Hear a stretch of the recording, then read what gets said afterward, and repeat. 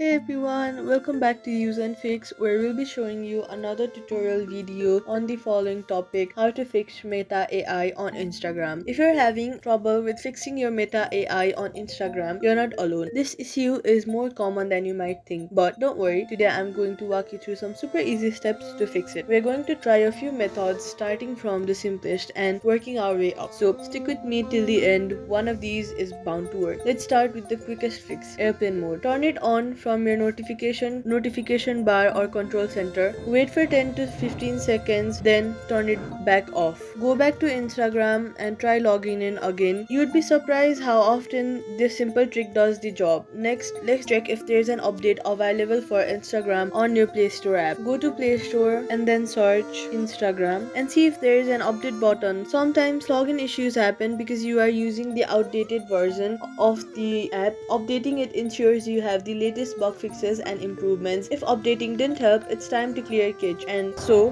go to settings and then search apps. After that, click on the options of apps. Then scroll down until you see Instagram. After that, click on Instagram.